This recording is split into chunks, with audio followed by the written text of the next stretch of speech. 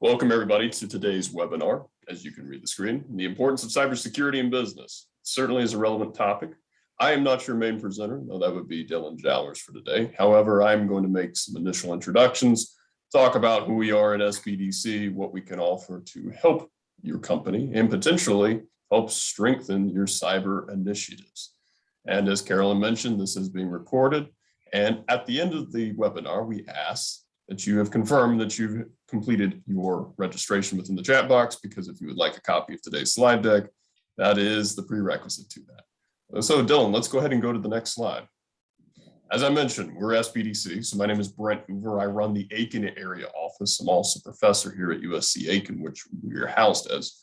So what do we do? Well, we are actually offered no-cost counseling services. Confidentiality is our bread and butter. If you're looking for help either starting a business, expanding a business, potentially purchasing one, etc., we can assist. We can't help with legal or tax advice, but we can connect you with those professionals. As you can see, the access to valuable resources. Well, part of that is also some of the cyber initiatives. Others relate to cash flow. We have access to programs such as ProfitSense, iBiz World, etc. Resources that would cost you a pretty penny on the open market, but for here, they are beneficial nonetheless. Now, as you can see on the final point, right, it's why we're present for today's webinar, the educational components. So we're routinely doing training workshops.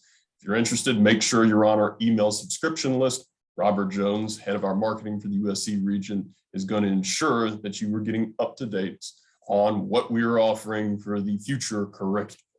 So as you can see, we have a plethora of options to offer you as a small business, but that's not just all. Dillon, if you wouldn't mind going to the next slide.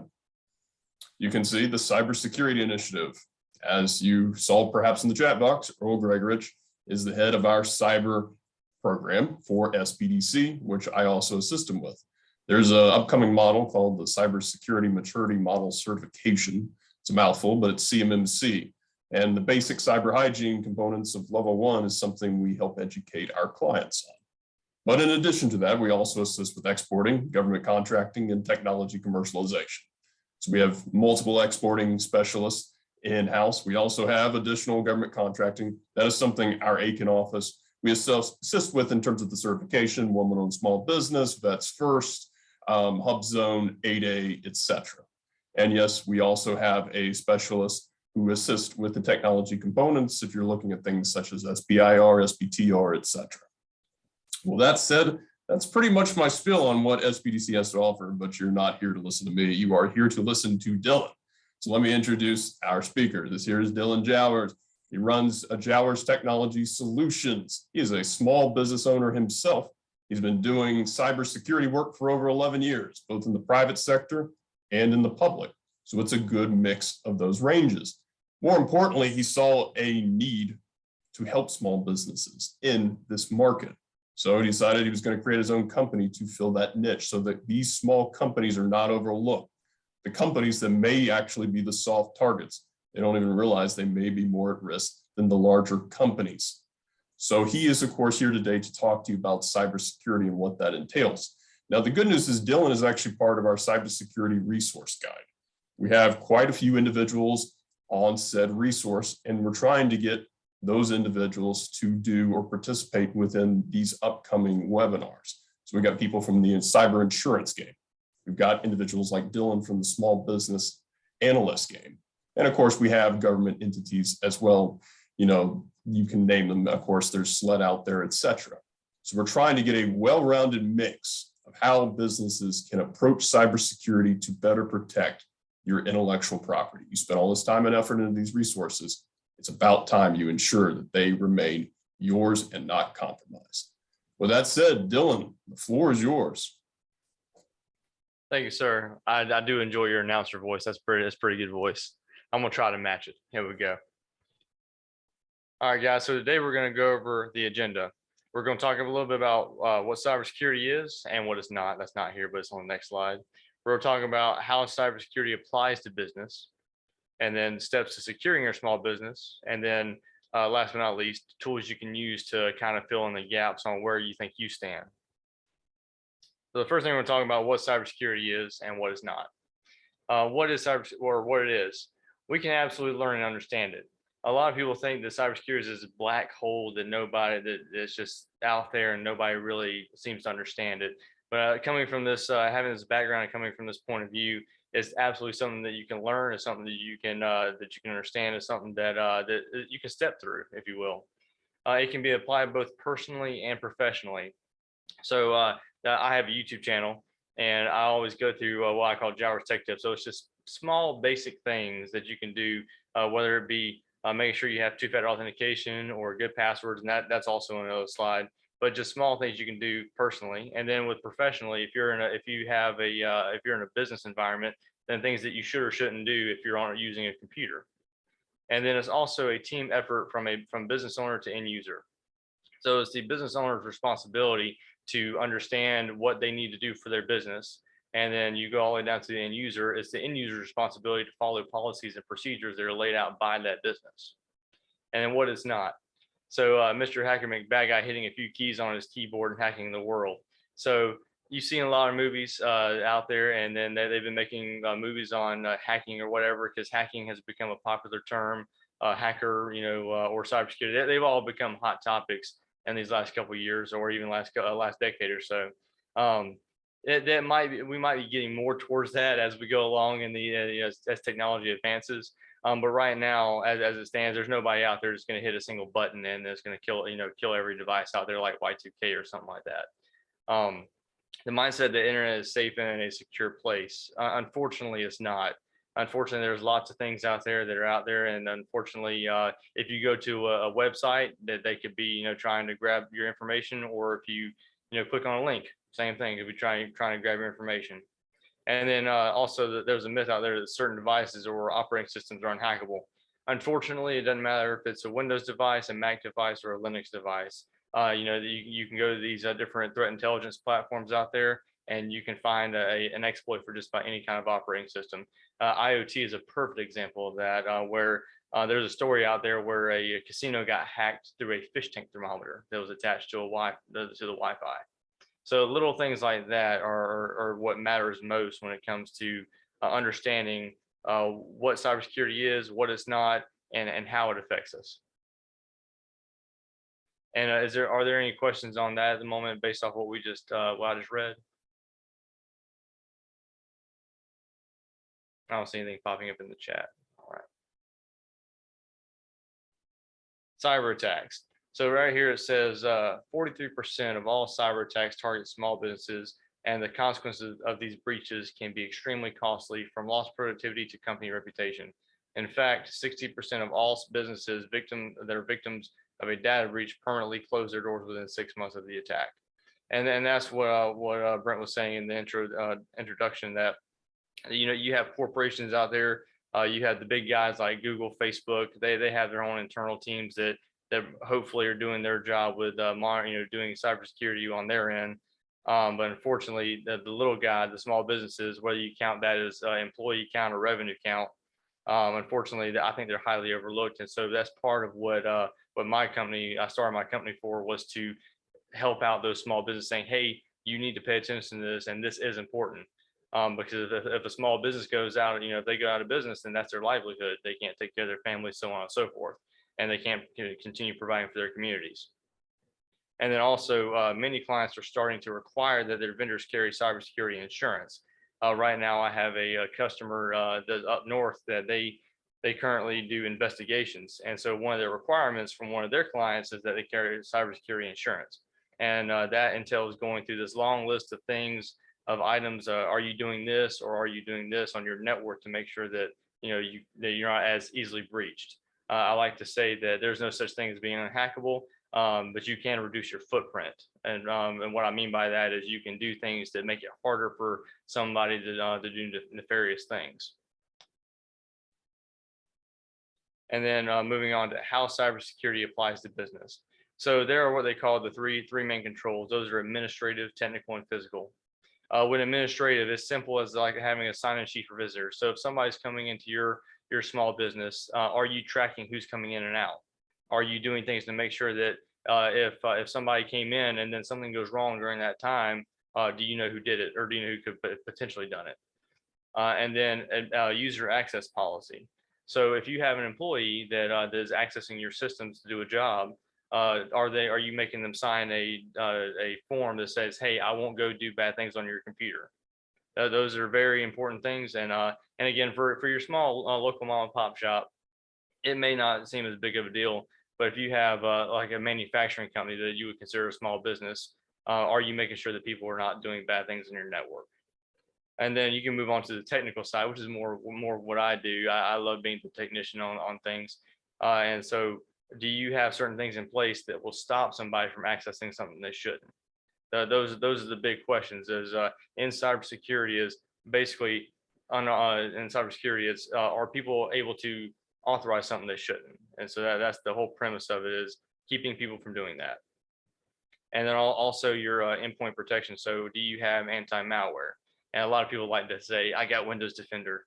But Windows Defender, unfortunately, Microsoft likes to put their hands in lots of things. And I'm not putting Microsoft down, because they're, obviously they are where they are today. But you make sure you have adequate anti-malware. And then moving on to physical security. So do you keep your doors locked? I know that most businesses these days don't keep their doors unlocked after hours whenever they close up shop. 9 times out of 10, they have some form of lock. And even churches, right now, my parents go to a church, and they have the magnetic locks to make sure that people can't get where they shouldn't. And then do you have unauthorized areas where people aren't allowed? And what I mean by that is, if you have a data closet, for example, only certain people should be able to go into that closet, or whatever the case may be. So you need to make sure that you have areas where people aren't allowed to go in. And if they are going in those areas, you need to stop them from doing that. And then last but not least, depending on what industry you're in. So with the healthcare industry, you have HIPAA, and in a nutshell, HIPAA covers all your medical information and things of that nature. So are you complying with all the HIPAA regulations if you have something that a business like a healthcare or dentistry or whatever the case may be, where you're holding personal healthcare records?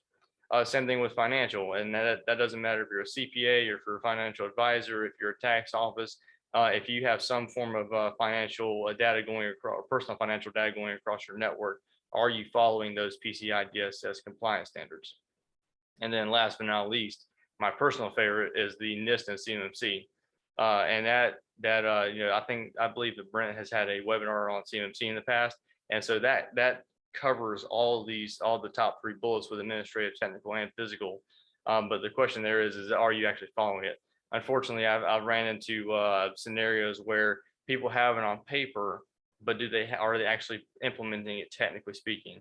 And unfortunately, I ran into several companies that are like that. So I say, hey, let's actually mesh these together, where what you have on paper is what we're actually implementing on the systems and networks. And does anybody have a question at the moment? I think we're doing pretty good on time, so I'm gonna keep on pushing through. And steps to securing your small business. And really and truly, the first step is being cognizant of what you download or click on. Unfortunately, it's still, I keep saying unfortunately, but we're trying to close that gap on making sure things are good and squared away, versus having an unfortunate event happen where your business closes down or gets hit with a cyber attack, right? So being cognizant of what you click on, and that can be anything, anywhere, and that sounds super broad, I know, but if you get an email, one of my favorites that comes across the wire most often is whenever somebody gets an email from Norton that says, hey, you need to renew your license, and it's coming from a personal Gmail. I guarantee you there's going to be nobody from Norton sending you a renewal from a personal Gmail. So just little things like that to be aware of. And I'm going to go ahead and jump down to freeware. So again, I've seen a lot of companies that download freeware to do whatever needs to be done. I've seen people download video converters or whatever, if they're, for example, this investigations company that I was talking about a moment ago, they use certain things like that, and it's saying, hey, let's move away from this freeware that might not be doing good things on your system, and move towards a reputable company that you actually have a customer support you can call if something goes bad or wrong. And then my personal favorite is passwords. I know that Windows Hello is coming across the corner. For those that don't know what Windows Hello is, that is Microsoft's new thing where it's saying You don't need to have a password anymore. We can use your face, we can use your fingerprint or some form of biometric. Personally, I think that you should still be using passwords. I know that a lot of people use passwords that are based off their home address or their social security number, right? Hopefully not.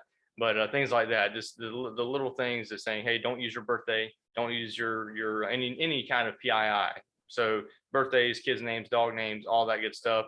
Make sure you stay away from that. And here in a moment, I'm going to show you a tool that we can use to stay away from those things. And in today's world, I would say that you shouldn't have any business account at minimum that doesn't have two-factor authentication. Yes, it can be bypassed, but it makes it harder to get into your account or something like that you might have. So it's important to have that two-factor authentication enabled. Any customer that I have or somebody that comes to me and asks me, I say, hey, make sure you have the two-factor enabled. Office 365 is a huge one. You can look at the dashboards in Office 365 and you can see people from all around the world that are constantly trying to break into Office 365 accounts. And all they have to do is find out how to get your email through some nefarious method. And then all they have to do is start attacking it. And there's plenty of tools out there that can do that. And then account timeouts. So what that means is, are you saving your accounts on your web browser? That's one of the fun things that always comes around the corners. I'll open up a web browser and people have all their passwords saved under their Gmail account or whatever. I highly advise against it. Gmail or Google Chrome especially, they come out with critical vulnerabilities every day. They have what they call a 0-day exploits where there's no fix for it yet. And so it's important to keep your password safe and locked down. And another thing, I'm sure that somebody out there is like, yeah, I probably do that. But another thing I see quite often is people having passwords in Excel spreadsheets. And that's another thing. All I have to do as a hacker is go on, if I find myself on somebody's computer, is start searching for Excel spreadsheets or notepad files that have the word password in it. And so it's not overly difficult to do. But anyway, moving on from passwords, using a VPN. So with VPNs, I'm going to say this very candidly. I wouldn't say you have to have a VPN on your home network necessarily. What I usually point to with VPNs is saying if you're on a public network, so if you're your local Starbucks or McDonald's, I would definitely have a VPN. Most people have their own hotspots nowadays, so it's not as I would say it's not as bad. But all the same, even if you're traveling on business or whatever the case may be, I would definitely have a VPN if you're using like the hotel's Wi-Fi. And then here's another fun one, and this is actually on the military side too. Locking your PC. So if you're stepping away to go to lunch, I would definitely say lock your PC. Most military systems they have now to where whenever you pull out your CAT card, then it'll automatically lock your PC. So that makes it much easier. But locking your PC is very important so that somebody can't come behind you and do something nefarious. Is there a particular VPN? So yes, Andrew Holmes just asked, is there a particular VPN or company that specializes in them that you would recommend? So currently I use ExpressVPN, and now, I'm not being sponsored by them or anything to say that, but ExpressVPN, you pay, I think, $12.95 a month for up to 5 devices. So that's what I use. But there's also NordVPN, there's OpenVPN, and I can blast that out to Brent to pass out to anybody that would like to see it as well. And then also you have not sharing passwords and not sharing accounts. And again, I ran into multiple companies that they have a shared password, they have a shared account, and I know they can be what's the word for it? Tedious to have your own password or memorize your own password. I've had, everybody hates the security guy because they're like, you need to have your own password and account, or you need to have, whatever the case may be like that, where you have something separate. And that breaks down into the CMMC stuff where you're talking about having separate accounts for separate roles, or having separate passwords so that somebody can't just log into anything they want. Is there any questions about that in particular?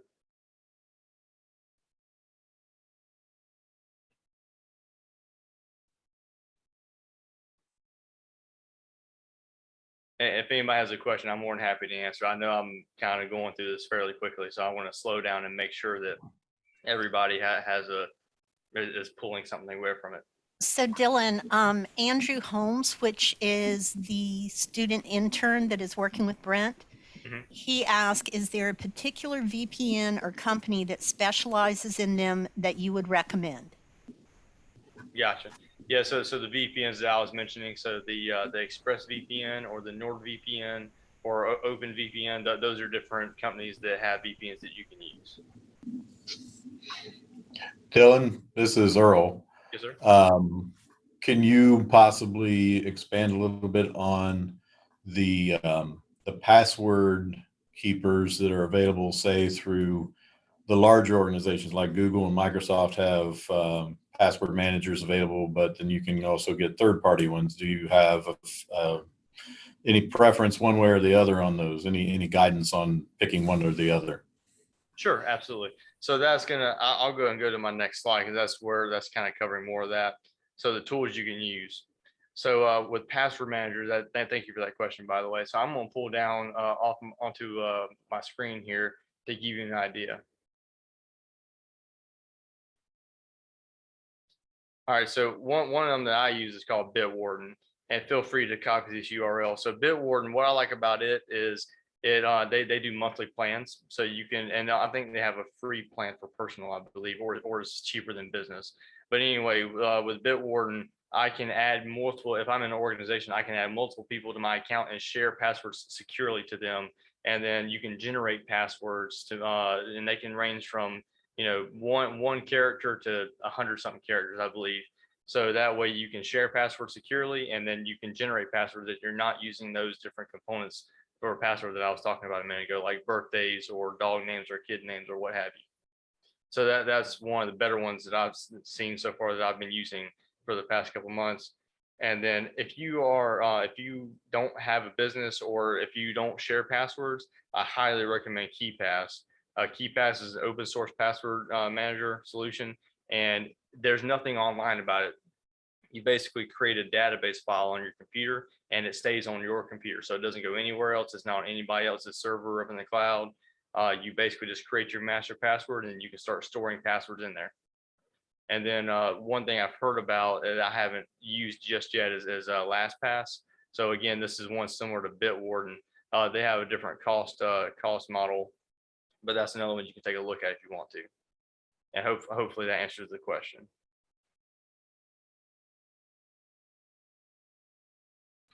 Yeah, that's great information. One thing that I would also emphasize, though, is make sure that master password, do not lose that. It takes act of Congress and possibly God to get back into your account if you lose that. Yeah. And actually there is a recovery method. So if you do forget your password, this is going to sound kind of funny. So I printed off my recovery key onto a piece of paper and I have it in my gun safe. So that's extra security, right? So if you do lose your password, it's not the end of the world if there is a recovery method. And then also Miss Stephanie just asked, does KeePass cost anything? So no, it does not. Like I said, it's an open source password manager. So all you have to do is download it and use it. And the only issue that well, it's not really an issue, but the only con that I've heard about is that KeePass, its interface is a little bit old. So it's something you have to kind of get used to, but it's simple enough. And also, I would like to go ahead and mention the anti-malware. So again, I know I was picking on Windows Defender a little bit ago. They've got plenty of memes out there on Windows Defender. They're kind of funny, but there's other ones out there. There's companies that are built on cybersecurity or whatever. You have the free antiviruses like AVG or Avast. I can't remember if Norton has a free version or not, but there's plenty of free ones out there. I like to steer clear of the free anti-malware because a lot of them have been allegedly collecting user data, and I'm not a fan of that, being a cyber guy, right? So I would definitely look at a paid solution. If I would try to steer clear of if there's like a monthly cost out there, I would stick with that. But again, I'm not selling any of it, just trying to be informative about it. Bitdefender, that's a good one, and then Norton. As long as you are paying attention to the emails for renewal, then not clicking on one from a personal Gmail, that's a good one as well. And I'll poke this down here just to give you an idea. So there's Bitdefender right there. So you can take a look at that one. And then here's the Norton anti-malware. And one thing apart from the software itself, one thing I always recommend with anti-malware is to have it do at minimum a weekly scan. If you would rather have it do a daily scan or something like that at nighttime, whenever you're not using the computer, then that's effective as well. And then I'll move on. Oh, go ahead. Dylan, I was going to ask, you said something about Norton there. Yeah. I personally run Norton 360 on my personal systems, and one of the things I like about it is it's so many things under one umbrella. You get a VPN, you get backup, you get malware, you get patch monitoring and everything.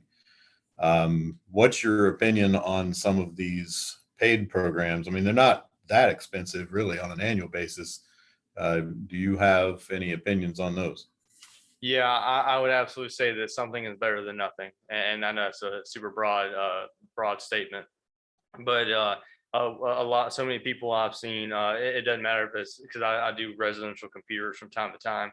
But so many times I run into customers that have their anti-malware expired. So they haven't been paying attention to it, and it's not their fault. They just don't realize it. But I'll pull up, Norton or McAfee or whoever, and it'll say, this expired 6 months ago. Well, if your anti-malware is expired, it's not doing anything. And so that's one of the things. If you have a paid solution that is keeping up with the annual subscription, and then all those extra features that you just talked about are fine. If you have Norton 360 and they have their own VPN, then that's great. It's better than having nothing.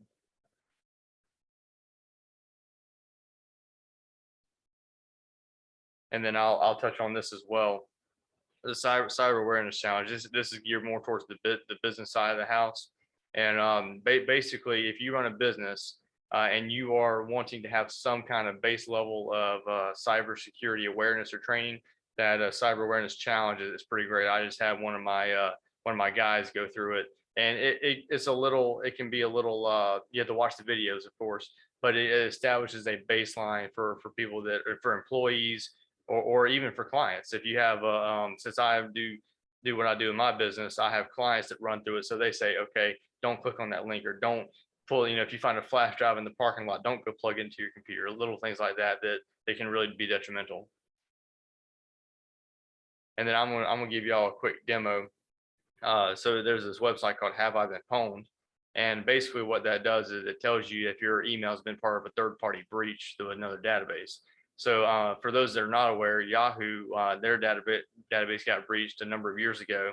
And then there's been several data breaches. But the point being is that you can plug your email in and you can tell. So I'm going to show you all that really fast, and I'm going to throw my email in there. This is what the website looks like. And so I need to clear out my cache. But anyway, so I'm going to plug in my support email just to give you an idea for that. And so good news, I have not been pwned. So that's a good deal. But now if I turn around, I type in my personal, this is an old email, again, Yahoo. So obviously it's going to throw something at me. But basically I can look at this and it says, oh no, pwned. So that tells me that my email has been part of a third-party database breach at some point. And so the best thing you can do here is basically change your password and enable the two-factor authentication that we were talking about a minute ago. And so that will help out with that. And then one other thing that I would like to show all the small business owners in general is something else that I stumbled upon. This is called Showdown. And what Showdown does is it basically tells you if your devices are open to the internet. And what I mean by that is some people have routers that are open to the internet, or they have cameras that are open to the internet that they don't even realize they're there. And so what I'm gonna do is I'm gonna show y'all the general Aiken area. And it basically just means that, hey, this is something that you need to pay attention to, because somebody could be scanning the internet to try to find an open door on your network.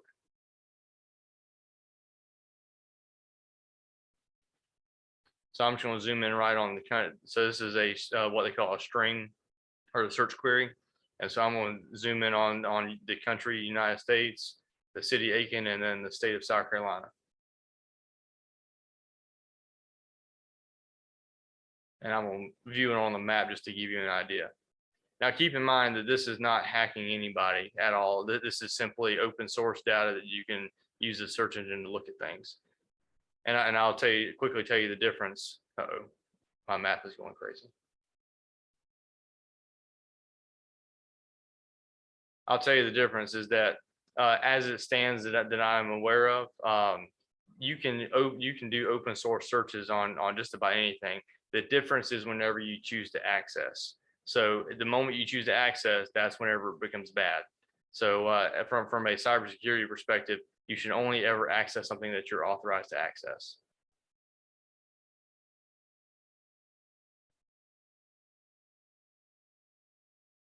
Trying to give my map a second to update. In a moment, you'll see here all the red dots, but this is just an idea, something that you can go search. Shodan has it where you can do a limited search. So if you want to go search for your particular business or company or whatever you might have, then this is something that you can say, hey, you can take this to your boss or your manager, say, hey, this is something we really need to look at because this is a potential attack vector. This is something that somebody can use to get into our stuff. And this wow, that's a big blob of red dots. I didn't realize it was that big. But so this is all around Aiken. And so this is just an idea of what you can see and what needs to be fixed. Does anybody have questions about this?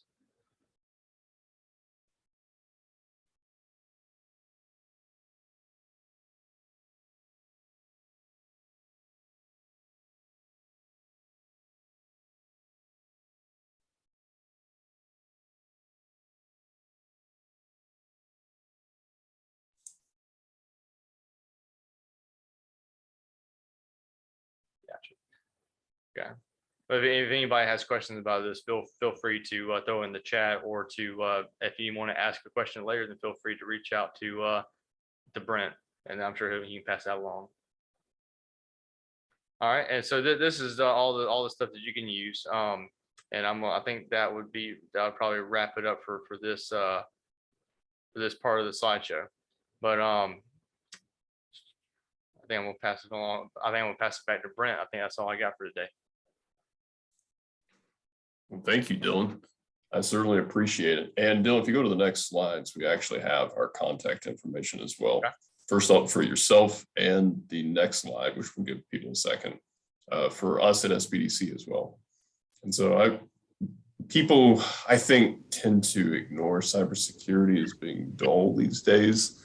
But I mean, you got to understand, we're living in a world that has been changed due to COVID, changed how we operate. I mean, we're all here on Zoom, as you can imagine, when we used to be in person. So cybersecurity issues are only going to get stronger as we evolve to a more technologically efficient society. Therefore, why ignore a lot of this? I mean, you can see when we have our clients here, they hear the word cyber and their eyes kind of roll over. They think I have to be, quote unquote, a geek to understand that. A lot of what Dillon has talked about really synergizes or parallels the level 1 of CMMC. You know, ensure your passphrases are strong, and ensuring the information is properly locked, and having a separate lock that perhaps even your other employees don't have access to. Okay. So, I mean, these can be implemented. I mean, no, we're not going to make anybody hack proof, as Dillon says. That's something that's just not going to exist.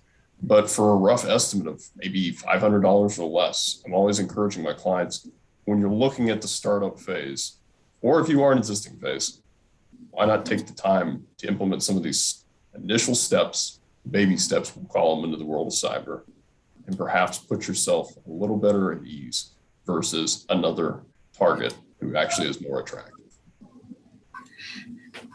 Yeah, I would back that up. I mean, most of this is process and culture.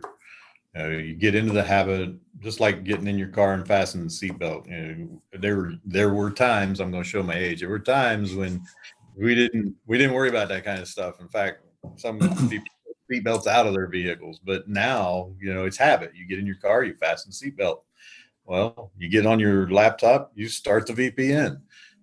You make sure you double check, make sure your antivirus is running. Whatever, you should have a routine that should become part of your process, part of your culture, because when you start bringing on employees, or even more challenging, bringing on remote employees, you're going to need these processes in place so you can pass it along to them to keep your business safe.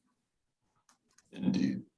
And one more thing I'll throw out there, gentlemen, is that cybersecurity doesn't have to cost $1 million.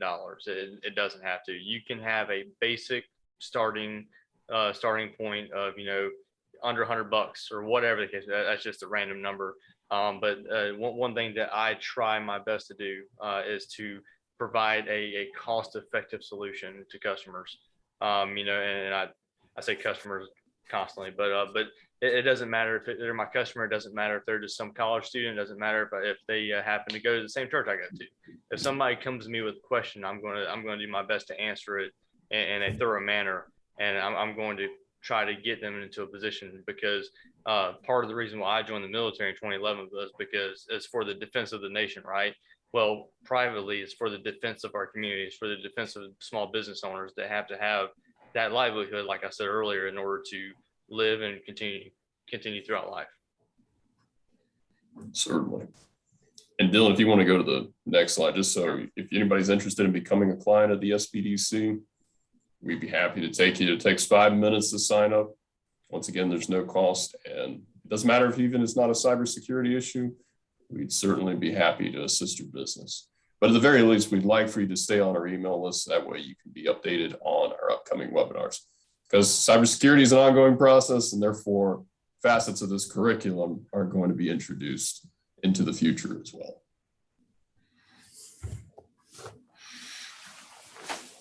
And Carolyn, so if there's no other questions, we really appreciate everybody signing up, and make sure that you have also included your name in the chat box so you can get a copy of this PowerPoint. And the other element, of course, that is please fill out the survey.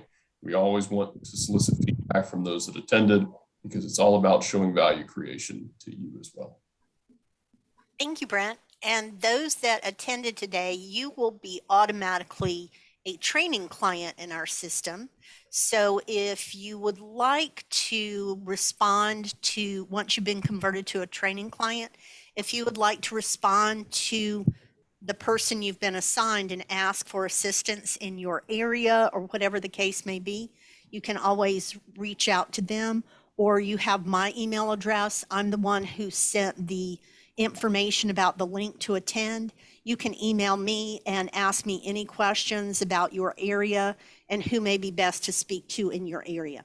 So thank you very much, Brent. And Earl put in here, there is a cyber spot on our network, scsbdc.com network, and you can get more information and set up a guided self-assessment. So please ask about the free phishing test, because Earl is a master at that. He does that to all of the South Carolina Small Business Development Center network. So if anyone needs anything of that nature, please go to scsbdc.com/cyber. So again, thank you, Brent. Thank you, Earl, Certainly. and very much, Dylan. Thank you. If there aren't any other questions, we'll go ahead and end today's presentation. All righty then. Thank you so much.